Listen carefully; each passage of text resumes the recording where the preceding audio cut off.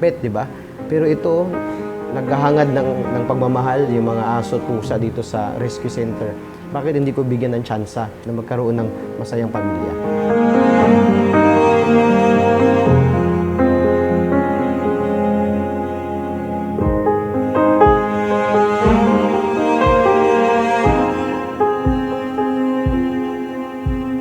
Muntik ang hanggang pero hindi ko nasigawa na ngayon. Siya sumasalubong sa akin lahat ito yung umaga sa pintura.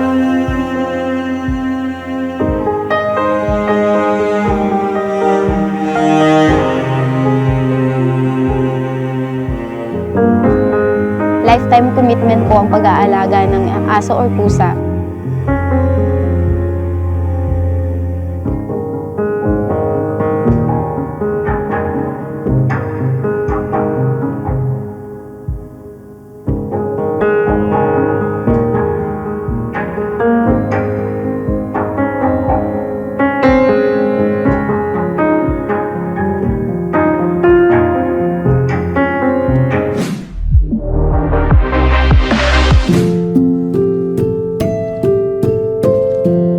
Gaano ba kahalaga ang pangalawang pagkakataon?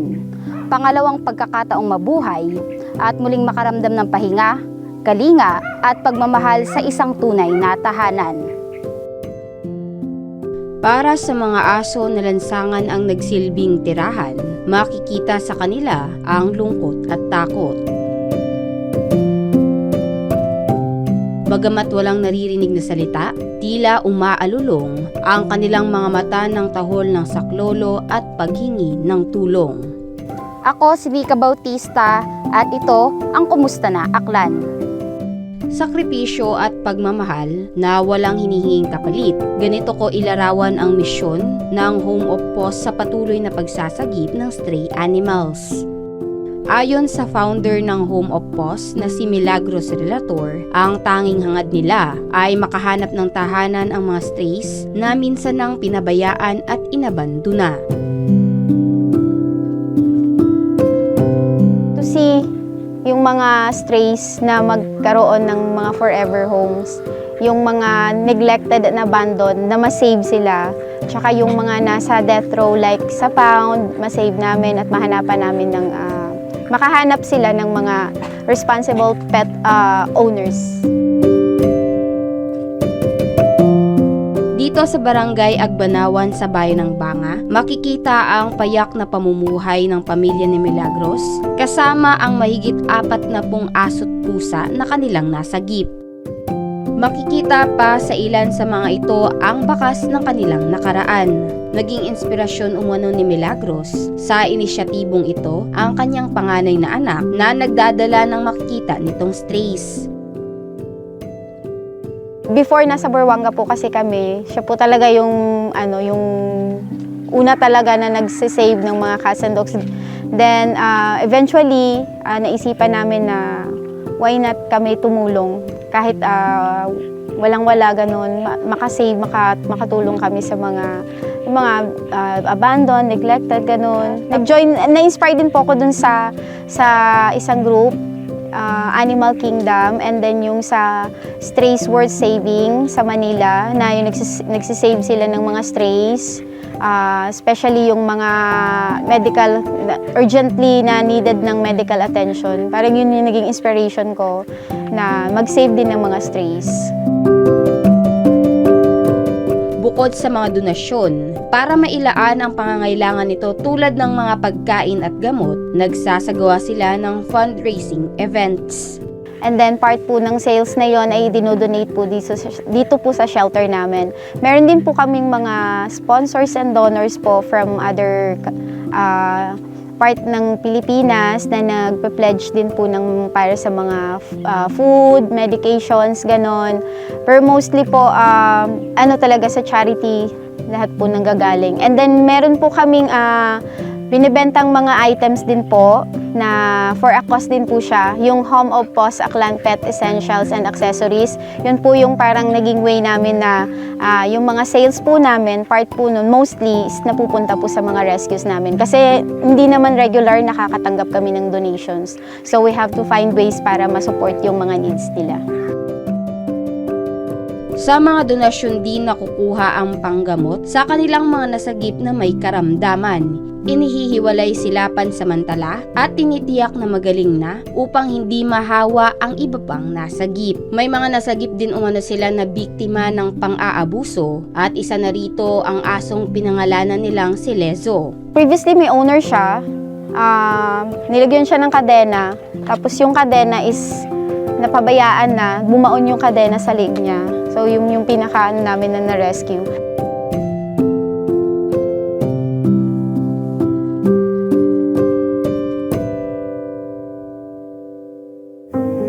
Samantala, sinamahan ng aming team ang pagsagip ng mga strays na mula pa sa isla ng Boracay. Mula sa bayan ng Banga, tinatayang mahigit 1 oras ang binabiyahe ni Milagros patungo sa pansamantalang tahanan ng mga stray dogs sa barangay Nabaoy, Malay.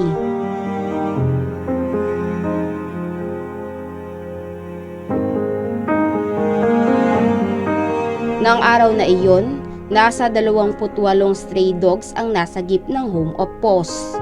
Kung kailangan mo na siyang i-contain, hindi siya papasok agad sa cage, yun po yung medyo struggle. At medyo struggle din pag malayo yung place na kailangan mo pang mag-raise ng fund para sa transportation, ganun. And then, siguro yung isa pa din na makukonsider ko na struggle namin is pag wala kaming fund and then urgently needed yung pag-rescue.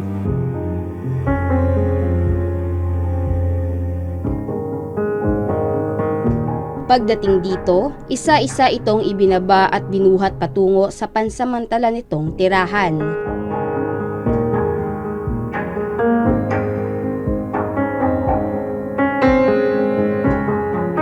Bago makarating dito, 3 ilog ang kailangang tawirin.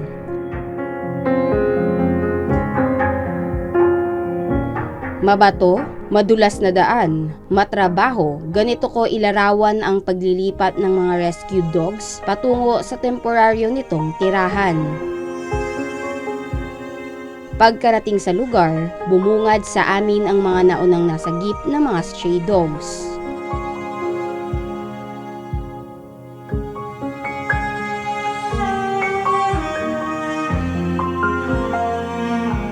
Dito ay aming nakilala si Jeppy Cloud Refugio na miyembro rin ng Home of Paws at nagsisilbing caretaker nito.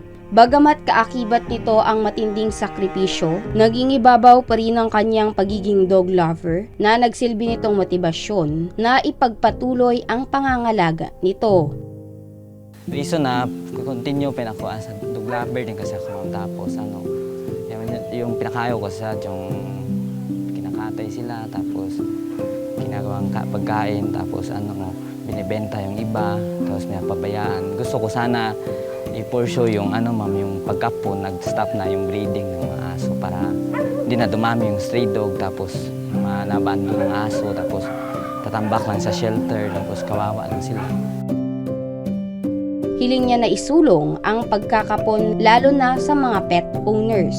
Nakakaramdaman ng takot si Jeppy. Ang kanyang pagtsatsaga ay nagbunga dahil sa huli. Ang pagmamahal na ibinibigay niya sa mga ito ay sinusuklian din ng pagmamahal at tiwala ng mga asong kanyang inaalagaan. Si Corgi, nung una yan, ayaw taga mahawakan yan, tapos muntik akong makagat, pero hindi ko siya sinukuha. Hanggang ngayon, siya sumasalubong sa akin parati tuwing umaga sa pintuan. Samantala sa bayan ng Kalibo na siyang kapital ng Aklan, kinuha namin ang panig ni Sangguniang Bayan member na si Honorable Philip Yero Kimpo sa magiging aksyon ng local government unit ukol sa stray animals. First off, ako ay isang animal welfare advocate din. Naniniwala ako sa tamang pagtrato sa mga lahat ng hayop, no? Especially yung mga stray animals, kasi ito yung mga hayop na walang tahanan eh. Kaya kailangan talaga nila ng pag-aalaga at pag-aaruga. Yun lang, kailangan kasi natin balansihin yan kung ano rin yung mga risk pag abogida, marami ang mga stray animals. So for example, andyan yung risk na kumalat ang rabies, di ba? Yung risk din na maangkit, especially yung mga bata, makagat. Not to mention yung lagi na lang natin nababasa sa balita na aksidente. So, kailangan talaga natin i-control yung stray animal population but in a humane manner. Ibig sabihin, dapat maayos yung pagtrato sa kanila. Kasi ang nangyayari sa ngayon, kapag hinuli yung stray animal, stray dog especially, nilagay mo sa dog pound, kapag hindi yan na-claim, hindi siya na-claim, ang mangyayari niyan, culling, no? Pag culling, ni-euthanize mo, meaning pinapatay. So, kailangan din talaga na meron tayong mekanismo na yung mga animals, stray animals na nandoon nakalagay sa dog pound, merong adoption system. Bagamat wala pa umanong komprehensibong ordinansa ang LGU Kalibo ukol dito sa ngayon, gumugulong na umano ang pagsasabatas ng animal welfare sa bayan upang makontrol ang mga stray sa makataong pamamaraan. Kapag isinabatas natin ang animal welfare sa Kalibo, isinabatas natin kung paano sila makontrol yung stray population, magbibigay yung gobyerno ng libreng pagkapon ng aso, ng pusa. Tapos tutulungan niya sa adoption, paano mag-match ng adoption sa mga aso, mga pusa na nasa kalye, tapos i-match ang mga gustong mag-adopt. Tapos syempre, yun na nga, yung pagsuporta rin sa mga rescue center. Feeling ko, for many years to come, magiging happy parehas ang tao, pati ang mga alaga nating aso at pusa. Lahat sila will live in a society which is humane sa mga hayop, pero at the same time, safe para sa tao. Walang nakakagat, walang nahawaan ng rabies, walang na-aksidente sa kalye.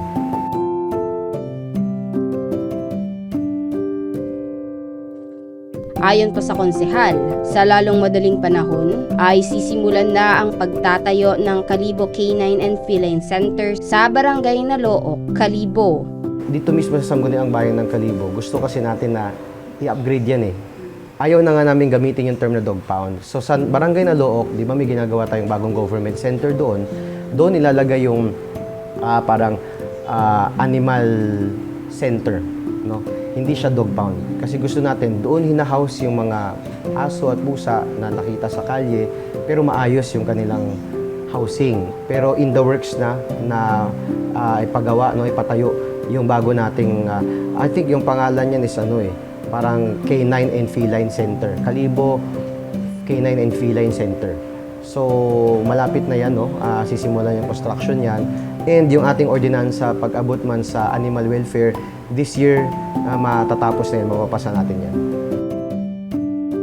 Isinusulong ng LGU ang isang ligtas na komunidad, kapwa sa mga bata at motorista, gayon din sa stray animals. So, within this year, we are positive na makausad na tayo pagdating sa animal welfare, ha? Kasi, syempre, ang concern lagi ng tao, paano yung safety ng tao? Paano yung motorista, yung mga bata sa kalye? Pero, dapat, kahit siguraduhin natin yung sabay sa pagsigurado sa kaligtasan ng mga tao, siguraduhin din natin na yung pagtrato sa mga hayop na nahuhuli, hindi lang basta-basta. Sa bawat pagmamahal na ibinibigay sa kanila, susuklian nila ito ng sobra-sobra. Kaya naman kapag may pagkakataon, sa halip na bumili, sana'y isaalang-alang din ang pag-aampon dahil marami silang naghihintay at naghahangad sa isang pamilya na magbubukas ng kanilang pintuan para sa isang tunay na tahanan. Pag meron tayong tsansa na gusto natin ng bagong pet, tingnan muna natin yung adoption, no? Tingnan muna natin kung may mga fur babies na nangangailangan ng ating adoption. At sa atin po mga pet owners, sigurado na po natin na registered po sa LGU yung ating mga alaga, na vaccinated sila at hindi po sila pag-alagala. Kasi kailangan din po natin kontrolin yung populasyon ng mga stray dogs and cats at ang isa pong paraan niyan ay hindi natin sila pabayaan na gumagala-gala. So, para sa kaligtasan ng lahat ng tao sa paligid at para rin sa kaligtasan ng ating mga fur babies na at risk silang mawala, di ba, masagasaan kung lagi lang silang nasa galaan. Sa mga nakapagpasya na mag-adopt, makipag-ugnayan lamang sa Home of Paws. May mensahe naman si Milagro sa mga pet owners, gayon din sa mga irresponsableng owners at dog meat eaters. Kung mag-aalaga po tayo ng aso, bago po tayo mag-alaga, isipin po natin na hindi po siya isang araw lang lifetime commitment po ang pag-aalaga ng aso or pusa. Kaya kung ano yung needs na kailangan nila, kailangan nating i-provide at saka kailangan natin silang ituring na pamilya natin. Saka doon naman sa mga irresponsibleng mga owners na nagsosurrender ng mga alaga nila sa pound na sasabihin hindi na nila maalagaan. Sana po bago nyo gawin yun, isipin nyo muna kung ano yung mangyayari sa kanila. Kasi hindi lahat ng mga aso deserve ng ganong pagtrato. At sa mga, ano naman po, yung sa mga dog meat eaters, bawal po ang pagkain ng karne ng aso. So please po, hindi po siya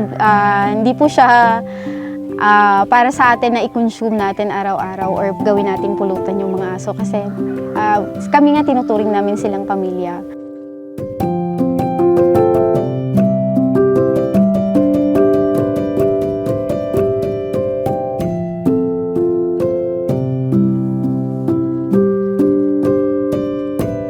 Para naman sa nais magbigay ng donasyon, maaari itong ipadala sa pamamagitan ng GCash ni Miss Milagros Relator sa numerong 0916-301-8059. Kumusta na, Aklan? Darating kaya ang panahon na ang Aklan ay idideklara bilang probinsyang stray-free streets o isang komunidad na wala nang makikitang aso at pusa na inabandona sa lansangan?